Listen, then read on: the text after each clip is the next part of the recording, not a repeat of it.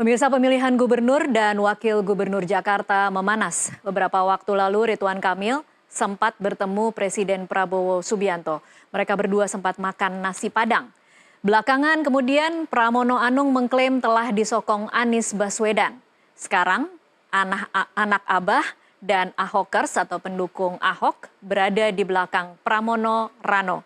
Apakah ini akan mengubah peta persaingan? Benarkah Pram dan Sidul telah berada di atas angin? Dalam pekan-pekan terakhir, apa yang mampu mengubah keadaan dan RK Suswono akan rebound? Untuk membahasnya kami telah tersambung dengan Direktur Eksekutif Carta Politika Yunarto Wijaya. Halo, selamat sore Mas Toto. Terima kasih untuk waktunya bersama kami di NTV Prime. Sore jelang malam, Tasya. Iya. Kalau sebelumnya publik dan para pengamat berspekulasi bahwa Ahokers dan anak Abah itu bersatu, kemarin terkonfirmasi Pram Rano berhasil menyatukan, kalau tidak terlalu berlebihan mengatakan mendamaikan anak Abah dan Ahokers. Apa tanggapan Anda? Ya, sebetulnya ini bukan peristiwa yang mengejutkan ya, Tasya. Kalau terkait dengan bagaimana dukungan dari Ahok kan kita tahu memang karena satu partai, dari awal juga Ahok akan mengantar pasangan Pram dengan Dul ini ketika mendaftar di KPU. Yang memang ditunggu-tunggu kemarin kan adalah apakah ketika kemudian Anies tadinya dianggap cenderung pemilihnya ini kan kecewa dengan pilihan dari partai-partai yang tidak mengikutsertakan Anies. Dulu sempat kalau ingat ada gerakan coblos tiga-tiganya kan.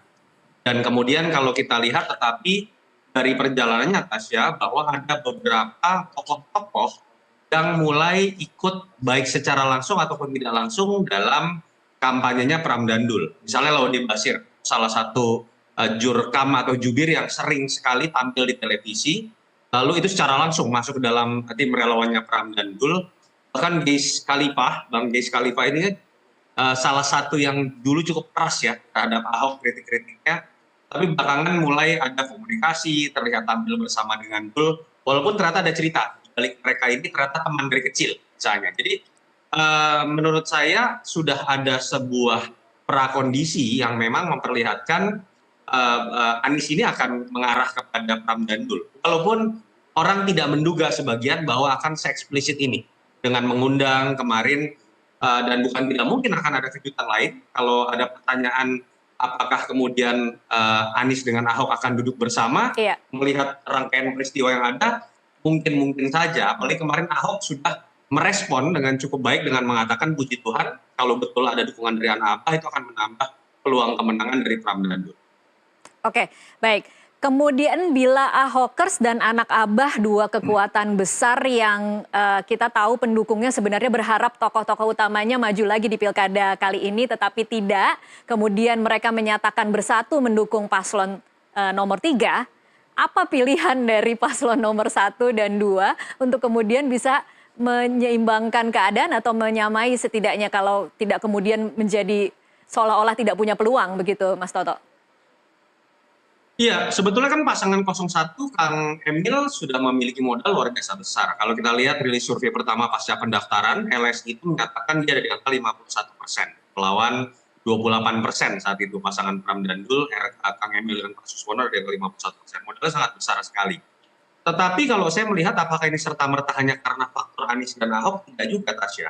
Ada sebuah modal besar dalam perjalanan kampanye yang kalau kita lihat, Kang Emil jarang turun ketika bicara di awal-awal. Belakangan memang Kang Emil saya lihat sudah sering turun ya ke masyarakat secara langsung. Sepertinya memang psikologisnya di awal itu merasa sudah yakin menang karena skenario awalnya memang hanya melawan kota kosong atau Dharma dengan Kun yang notabene nggak usah ngapa-ngapain pun di atas kertas ya Kang Emil akan tetap menang. Ditambah memang menurut saya ada sebuah kondisi yang nggak bisa dibantah bahwa Kim Plus yang harusnya menjadi fondasi utama mesin elektoral dari Kang Emil dengan Pak Suswono cenderung yang berjalan itu hanya Golkar dengan terutama PKS malah. Dan itu terbukti terjustifikasi dalam kampanye Akbar kemarin di daerah Jakarta Barat. Seingat saya hanya Ketua Umum PKS yang hadir. Sementara ketua-ketua umum partai lain tidak hadir. Faktornya penyebabnya apa akan banyak spekulasi. Tetapi penyebabnya salah satunya juga itu. Nah, Kang Emil sepertinya kemudian mencoba mengimbangi dengan membawa nama Prabowo dan Jokowi. Tapi kalau kita lihat kan berbeda. Hanya makan Padang sekali atau sebuah deklarasi, bukan deklarasi ya, Pak Jokowi dalam sebuah video yang mohon maaf sepertinya agak nggak niat yang bikin video juga menyatakan mendukung Kang Emil, artinya tidak sebanding dengan pernyataan sikap yang lebih eksplisit yang dilakukan oleh Ahok dengan Anies, bahkan menyertakan relawan-relawannya untuk ikut kemudian bergerak buat Pram dan Dul. Itu yang menurut saya membedakan efek dari endorsement kedua tokoh besar di balik Kang Emil dengan kedua tokoh besar di balik Pram dan Dul. Oke, jadi pilihan mereka apa dong Mas Toto? Pilihannya Kang Emil itu punya modal besar dengan brandingnya. Branding yang sudah terbangun luar biasa sebagai tokoh nasional, bukan hanya tokoh Jawa Barat. Saya selalu mengatakan dari awal turun ke bawah, turun ke masyarakat. Kalau sekarang sudah dilakukan, Tapi Mas Toto masih kurang ya? Atau waktunya sudah terlalu sempit? sisanya masih ada, tapi saya menyayangkan Kang Emil misalnya malah menonjolkan ketika pertemuan dengan para influencer. Ini masyarakat Jakarta Iya. yang notabene cenderung lebih rasional, cenderung tidak bisa dipengaruhi sekedar oleh influencer, apalagi influencernya yang kita tahu ada di mana-mana. Jadi seperti paket sirkus kalau saya lihat ya teman-teman, seperti Raffi Ahmad dan lain-lain. Iya. Dan ini menurut saya malah bisa jadi sebuah efek bumerang ya, Iya. kalau yang dilakukan seperti itu. Lebih baik kemudian Kang Emil turun lebih banyak ke masyarakat, bertemu dengan tokoh-tokoh lagi, karena lagi-lagi kalau kita baca tingkat pengenalan dari Kang Emil itu masih di atasnya Mas Pram loh. Tetapi tingkat kesukaan dari Kang Emil itu jauh dibandingkan misalnya Dul dengan Pram. Itu yang seharusnya diperbaiki dengan berbagai macam pertemuan yang bisa mengikat secara emosional, bukan kemudian lagi-lagi gelendotan kepada Jokowi, gelendotan kepada Pak Prabowo, atau kemudian gelendotan kepada influencer. Saya sangat sayangkan sebagai orang yang sudah lama kenal dengan Kang Emil secara langsung. Baik, kalau strategi RK semalam yang terlihat lebih menyerang, menurut Anda itu berhasil atau justru gol bunuh diri? Tasya, yang namanya pertandingan di dalam perdebatan, show buat masyarakat kita harus akui belum menjadi sebuah fit and proper test ketika kita bisa melihat kualitas dari program masing-masing. Faktor emosional sangat berpengaruh lebih besar secara elektoral dalam sebuah debat. Saya melihat ada 2 gol bunuh diri yang dilakukan oleh Kang Emil kemarin. Kita bisa berdebat mengenai mana yang programnya lebih berisi dengan berbagai macam kacamata yang kita punya. Tapi sibuk menyalahkan Ahok dan menyalahkan Anies Baswedan, Tanah Abang sepi, zaman Anies Baswedan, Ahok gubernur paling brutal. Buat saya itu adalah 2 kekuatan terbesar yang mungkin punya kelemahan, tapi ketika kemudian Kang Emil masuk pada level ad hominem, menyalahkan sosoknya, menurut saya sebuah blunder besar dari debat yang seharusnya kemarin itu menjadi tema debat yang dikuasai oleh Emil sepenuhnya, karena Emil ini adalah sosok dosen tata ruang yang harusnya sangat menguasai tema debat kemarin, tapi secara emosional saya nggak tahu siapa konsultan politiknya yang melatih debatnya, tapi jelas itu sebuah blunder baik buat pemilih Ahokers ataupun pemilih dari Tanah Abang. Oke, saya ingin kembali lagi ke kata-kata Mas Toto tadi sebelumnya. Per hari ini seberapa penting kemudian tokoh utama dari, kalau hari ini kita membahas anak Abah dan Ahokers, seberapa penting 2 tokoh utama ini kemudian terlihat melakukan rekonsiliasi untuk kemudian kalau kata-kata Anda di dialog kita sebelumnya, Mas Toto, semakin mengecilkan potensi 2 putaran? Iya, anak Abah dengan Ahokers ini sebuah fenomena yang efeknya bukan hanya di Jakarta, Tasya. Perbelahan itu luar biasa. Isunya sara, lalu kemudian fanatisme tertinggi dari survei yang kita lakukan di seluruh Indonesia itu baru pernah terjadi pada Pilkada DKI. Tingkat kemantapan pilihan di atas 90% bagi kedua. Sehingga ketika kemudian ada semua momen bisa menyatukan kedua sosok, kedua pemilih, segmen pemilih tersebut, apalagi kalau nanti misalnya ujungnya adalah bertemunya Ahok dengan Anies, buat saya, menurut saya ini akan jadi sebuah cerita yang bisa diterima oleh semua kalangan. Kita pernah punya sebuah kisah loh, saya termasuk yang tadinya meragukan bahwa bisa bersatunya pemilih Jokowi dengan Prabowo itu bisa dilakukan dalam waktu sangat cepat. Ternyata kita harus akui, masyarakat itu ketika gampang panas pun tapi juga gampang dipertemukan kembali. Narasi-narasi sinetron lah ya, Tasya ya, bahwa kemudian ujungnya adalah happy ending. Iya. Dan saya pikir ini salah satu cerita yang bahkan lebih ekstrim ketika berbicara mengenai keterbelahan antara pemilih Ahok dan pemilih Anies. Apabila itu betul-betul bisa disatukan, apalagi ada simbol pertemuan keduanya, itu akan jadi daya ledak yang luar biasa. Dan menurut saya bukan tidak mungkin dilihat dari data terakhir SMRC 46%, bisa akan mengarah kepada satu putaran pertarungan pilkada DKI. Oke, sekarang masalahnya adalah apakah Anies dan Ahok akan mau bertemu begitu ya kira-kira Mas Toto? Ya itu mungkin akan menarik ya di sisa waktu kan, kalau kita kemarin ada yang menduga-duga di dalam debat apakah tiba-tiba akan ada kejutan Anies dengan Ahok untuk menemani, ternyata tidak. Tapi ada misalnya sebelahan tuh saya lihat ada Ima, staf susnya Ahok yang sekarang jadi wakil ketua DPRD, dengan Bang Gis Khalifah. Itu dua-duanya lingkar satunya Ahok dan lingkar satunya Anies. Anies. Ya. Kalau mau sedikit berspekulasi, bukan tidak mungkin loh akan mengarah kepada pertemuan antara Ahok dengan Anies. Saya tidak tahu apakah momen di kampanye Akbar, apakah momen lain seperti dilakukan pada saat Anies mengupload misalnya. Tapi kalau itu terjadi memang daya ledaknya akan luar biasa. Apakah hanya akan bagus buat Pram dan Nul? Tidak. Buat Anies dan Ahok pun itu sebuah nilai plus ketika kita tahu mereka akan dilihat betul-betul sebagai seorang negarawan. Walaupun levelnya masih cakup ya, pertarungan mereka antar cakup, tapi persatuan di antara kedua orang ini akan menjadi sebuah nilai positif juga bagi keduanya apabila benar-benar terjadi. Untuk Ahok mungkin ini bagian dari kerja partai ya, tapi kalau untuk Anies apa kira-kira untungnya Mas Toto? Buat Anies kan biar bagaimanapun, dan buat Ahok ya, ada sisa dari segmen tertentu yang tidak bisa menerima kedua sosok ini. Ungkapan-ungkapan negatif dari sebagian pemilih Ahok terhadap Anies kan masih muncul. Ungkapan-ungkapan negatif juga terhadap Ahok dari pemilih Anies masih ada. Sehingga ketika keduanya kemudian bisa menyatukan dalam sebuah momen pilkada atas sebuah isu mengenai Jakarta yang lebih baik dan melupakan masa lalu, saya pikir keduanya akan dilihat sebagai sosok yang lebih dari sekedar orang yang dicintai oleh pendukungnya saja. Tapi mereka sudah melampaui isu-isu keterbelahan, isu SARA akan terhapus dengan sendirinya ketika keduanya sudah bersalaman untuk melupakan masa lalu yang sempat membelah masyarakat Jakarta. Menurut saya dari sisi image akan jadi modal yang baik buat Ahok ataupun Anies. Happy ending untuk permasalahan Jakarta ya kira-kira kalau misalnya kemudian bisa terjadi. Oke, baik kita akan break dulu, nanti akan kita lanjutkan di segmen selanjutnya. Pemirsa tetaplah bersama NTV Prime.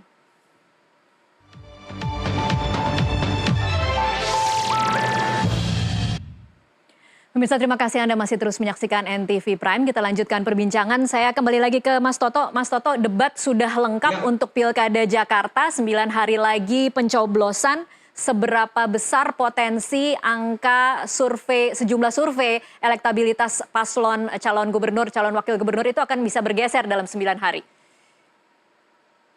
Ya, tetap pertanyaannya kan adalah apakah satu putaran atau dua putaran, Tasya. Saya pikir itu yang belum bisa disimpulkan oleh survei-survei yang terakhir masih melakukan rilis ya. Kita tidak tahu apakah beberapa hari ke depan akan ada rilis lagi. Tapi kalau kita lihat dari rilis terakhir SMRC, 46% melawan 39%, lalu melawan 5%. Artinya di situ kecenderungan antara satu putaran atau dua putaran masih 50-50. Kenapa saya katakan seperti itu? Karena 46% itu kan dihitung dengan masih ada angka undecided voters, kalau saya tidak salah di angka sekitar 9% lebih. Artinya kalau kita lakukan secara statistik yang disebut dengan ekstrapolasi, sebetulnya suaranya Pram dan Nul sudah di atas 50% lebih sedikit. Tetapi itu kan belum angka aman, karena masih di angka 50% itu masih di bawah margin of error, artinya kemungkinan dua putaran juga masih sangat besar. Nah, kita tidak tahu apa yang terjadi dalam sisa waktu 2 minggu. Mungkin kalau ada rilis survei berikutnya akan bisa kita lihat kecenderungannya apakah akan satu putaran atau dua putaran, tetapi juga akan biasa ditentukan oleh bagaimana variabel yang bisa menjadi daya ledak di masa-masa akhir penentuan suara nanti. Salah satunya ya kalau saya sebut daya ledak, kemarin misalnya pada saat Anies mendukung itu menurut saya daya ledak. Tapi bukan tidak mungkin di sisi lain ada daya ledak juga dari Kang Emil. Kalau Pak Jokowi kan kemarin masih malu-malu kalau saya katakan dari video yang beredar ya, dengan Pak Paiman, mantan Wamendes memberikan dukungan pada Ridwan Kamil. Saya mendengar hari ini Tasya beredar di WhatsApp grup, tidak tahu benar atau tidak atau hoax, Pak Jokowi mengumpulkan relawan-relawannya di Jakarta yang notabene spekulasinya adalah untuk mendukung Ridwan Kamil. Kalau itu terjadi tetap apapun akan memiliki pengaruh, walaupun dalam survei saya tidak sebesar pengaruh dari Pak Prabowo, Anies Baswedan, ataupun Ahok misalnya. Iya. Tetapi itu tetap akan menjadi variabel berpengaruh. Variabel X lain yang sulit untuk kemudian kita baca adalah andai kata terjadi sebuah siraman serangan fajar, baik itu berupa sembako ataupun money politik, yang suka atau tidak dengan pragmatisme politik dari sebagian segmen pemilih, itu juga bisa berpengaruh dan mempengaruhi terutama pertanyaan mengenai satu putaran atau dua putaran. Oke, Jokowi masih punya daya ledakkah? Kalau tadi Anda mengatakan masih jadi variabel penting, tapi apakah signifikan kemudian untuk melawan bagaimana anak Abah dan Ahokers yang sudah bersatu? Pak Jokowi sepertinya masih pede, dia punya daya ledak. Kalau kita lihat bagaimana cara beliau menempatkan dirinya di Jawa Tengah dan di Jakarta, mendukung juga Ridwan Kamil, walaupun kita belum tahu apakah ada dukungan eksplisit atau tidak. Tapi kalau pertanyaannya adalah apakah dia masih memiliki dukungan sebesar Pak Prabowo, sudah pasti tidak. Oke. Pak Jokowi kalau kita uji sebelum 20 Oktober dengan sekarang pun sudah pasti berbeda sebagai seorang presiden dengan presiden. Yang kedua sebenarnya yang disebut dengan daya ledak itu Tasya, buat seorang presiden itu adalah ketika bukan hanya berbicara efek dari persepsi publik yang suka dengan beliau, lalu kemudian jadi ikut memilih dan di-endorse. Efeknya itu adalah dua tingkat, bahwa ketika ada instruksi saya mengendorse calon tertentu, lalu kemudian aparat bergerak, lalu kemudian birokrat bergerak. Efek terbesar ada di posisi itu. Tapi Pak Jokowi bukan lagi presiden. Jadi pertama, jangan samakan efek Pak Jokowi sama ketika Pilpres terjadi ketika anaknya dimajukan. Yang kedua, dia bukan lagi presiden, dari sisi persepsi pun sudah tidak sekuat Pak Prabowo. Yang ketiga, dalam data empiris yang memang kita temukan ataupun Kompas juga rilis dalam litbang Kompas rilis sekitar sebulan lalu, memang pengaruh Pak Jokowi ini paling kecil dibandingkan keempat nama yang tadi kita sebutkan. Jadi di satu sisi tetap akan memiliki pengaruh, tetapi harus diingat loh ini Jakarta. Kalau dukungan ini diberikan secara berlebihan, dalam konteks cawe-cawe tadi, contoh saja, anak Abah itu malah makin solid mendukung Pram dan Dul, yang tadi mungkin setengah-setengah gitu ya. Tetapi bukan tidak mungkin juga Ahokers ada yang sebagian berubah juga, karena sebagian Ahokers ini beririsan sebagai pemilih atau pecinta Pak Jokowi juga. Tapi kalau ditanya secara kuantitatif, mengingat nama Anies ini elektabilitas lebih besar, menurut saya tetap efek bumerangnya lebih banyak apabila Pak Jokowi memberikan dukungan secara eksplisit. Oke, kalau bacaan Anda tentang Kim Plus yang kemudian diprediksi kemarin kan tampaknya ogah-ogahan mendukung paslon yang didukungnya. Kim Plus ini akan seperti apa 9 hari ke depan? Masih mungkin kita berharap tiba-tiba ada kejutan kah? Kim Plus menurut saya yang bekerja serius hanya PKS dengan Golkar. Karena kedua kadernya ada di situ. Tidak ada alasan yang cukup kuat buat PAN, buat PKB, buat Nasdem untuk berjibaku ngeluarin uang ketika mereka sekarang habis-habisan harus juga mendorong logistik, bekerja dan berkeringat untuk 544 daerah yang lain di luar Jakarta. Berbeda kalau kemudian Pak Prabowo sebagai pemimpin Kim Plus secara fakta dan seorang presiden memerintahkan hal tersebut, akan ada bobot yang lebih besar. Tapi yang kita lihat dari bagaimana Pak Prabowo akan pulang baru tanggal 28, pas banget nih sehari setelah pilkada. Kalau kita tidak mau berspekulasi Pak Prabowo menghindari, saya juga kalau mau mencoba sok tahu menjadi ahli gestur, saya nggak melihat tuh Pak Prabowo itu nyaman dengan endorsement yang diberikan kepada Ahmad Lutfi. Berbeda dengan kenyamanan seorang Jokowi yang mukanya sumringah ketika memberikan dukungan kepada Ahmad Lutfi. Saya melihat Pak Prabowo jauh lebih mengerti cara menempatkan diri sebagai seorang kepala negara, sehingga ketika Pak Prabowo tidak ikut campur secara langsung, menurut saya sulit berharap Kim Plus juga akan bergerak, kecuali Partai Golkar dengan PKS. Oke, baik. Pertanyaan terakhir Mas Toto, kira-kira kalau melihat dinamika Pilkada Jakarta hari ini, apa pelajaran untuk paslon dan apa pelajaran untuk parpol?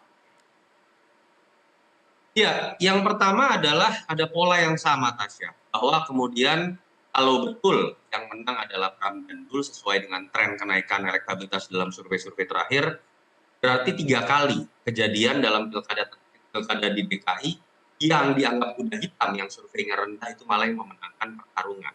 Artinya apa? Dinamisasi isu itu sangat berpengaruh. Dinamisasi pergerakan itu sangat berpengaruh. Jangan pernah menganggap enteng pertarungan di Jakarta hanya didasarkan pada kekuatan mesin partai politik. Dulu kan yang terjadi pada kekalahan Foke adalah semua partai kecuali Gerindra dengan PDI Foke. Tapi ternyata tidak semudah itu. Sama seperti yang dialami dalam konteks pertarungan RK Suswono dengan Pram dan Dul. Yang kedua, fakta juga bahwa siapapun yang maju di Jakarta jangan pernah membuat blunder yang mengakali atau kemudian menyinggung hati dan akal dari masyarakat Jakarta. Ahok apapun melakukan blunder di tahun 2017 dan sekarang kita lihat bagaimana cara Plus, mohon maaf ya, secara semena-mena menjegal Anies dan majunya Kang Emil dengan kemudian hanya melawan kota kosong berpindah dari Jawa Barat juga menurut saya sedikit banyak di sebagian kalangan masyarakat Jakarta seperti dianggap mengakali akal sehatnya. Itu menurut saya juga sebuah blunder. Yang ketiga, tidak bisa memenangkan pilkada DKI itu hanya berharap pada kekuatan kekuasaan, mesin politik, plus misalnya dorongan-dorongan yang bisa dibayar, influencer dan lain-lain. Siapa yang paling rajin turun? Hanya 267 kelurahan, dia yang akan punya potensi memenangkan hati masyarakat Jakarta, dan itulah yang menurut saya bisa jadi bahan pembelajaran buat siapapun yang akan maju dalam pilkada DKI berikut, dan semoga akan semakin lebih rasional. Oke, tapi kalau kemudian kasih catatan ada anomali kan sebenarnya Mas Toto, bagaimana sebenarnya modal elektabilitas RK sudah cukup tinggi di atas kertas, tetapi ketidaksukaan itu juga begitu tinggi sehingga hitungan matematikanya hari ini kemudian tidak menjadi masuk seperti hitung-hitungan awal. Betul, tadi itu bagian dari blunder tadi. Ketika seorang Kang Emil yang sebenarnya punya nama cukup baik dalam perjalanannya dari seorang profesional menjadi wali kota, menjadi gubernur Jabar, dan berbelok ke Jakarta dengan sebuah cara yang dianggap tidak lazim, yang tidak melalui sebuah pertarungan kompetisi sehat dalam pencalonan untuk melawan calon terdekat bernama Anies, buat saya itu blunder awal. Yang kedua, ketika memberikan efek dari pengaruh kekuasaan terlalu berlebihan, gelendotan kepada Pak Prabowo, gelendotan kepada Pak Jokowi, itu menurut saya juga sebuah blunder besar yang menyebabkan ketidaksukaan itu bertambah dan akhirnya berbuah pada elektabilitas yang cenderung bisa dikatakan stagnan kalau tidak mau dikatakan. Oke, baik. Terima kasih Mas Toto untuk waktunya bersama kami di NTV Prime. Terima kasih, Tasya, sama-sama. Dan pemirsa tetaplah bersama NTV Prime, kami masih akan kembali dengan perbincangan yang dipandu rekan saya Doni De Keizer saat lagi.